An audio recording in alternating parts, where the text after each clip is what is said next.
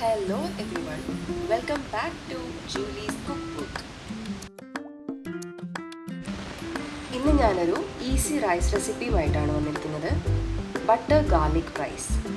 ഇത് നല്ല ടേസ്റ്റിയാണ്, ഈസിയാണ് ഉണ്ടാക്കാൻ.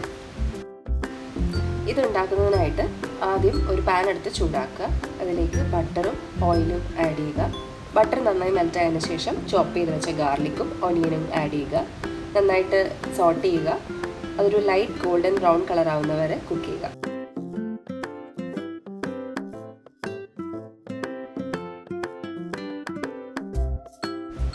അതിനുശേഷം ചില്ലി ഫ്ലേക്സും പെപ്പർ പൗഡറും ആഡ് ചെയ്ത് നന്നായിട്ടൊന്ന് സോട്ട് ചെയ്യുക.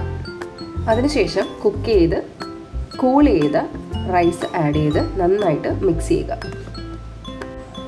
റൈസ് കുക്ക് ചെയ്യുമ്പോൾ ശ്രദ്ധിക്കേണ്ട കാര്യം, കുക്ക് ചെയ്യുമ്പോൾ തന്നെ ഉപ്പ് ചേർത്ത് കുക്ക് ചെയ്യുക. അതുപോലെ കുക്ക് ചെയ്ത് ചൂടാറിയതിന് ശേഷം ഫ്രിഡ്ജിൽ വെക്കുക. എന്നിട്ടൊന്ന് കൂൾ ചെയ്യുക.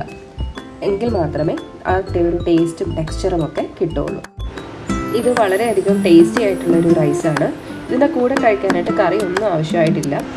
ഇത് നമുക്ക് കുക്ക് ചെയ്യാൻ മടിയുള്ള സമയത്തോ അല്ലെങ്കിൽ കുട്ടികൾക്ക് ടിഫിൻ കൊടുത്തുവിടാനോ ഒക്കെ ട്രൈ ചെയ്യാവുന്ന റെസിപ്പിയാണ്.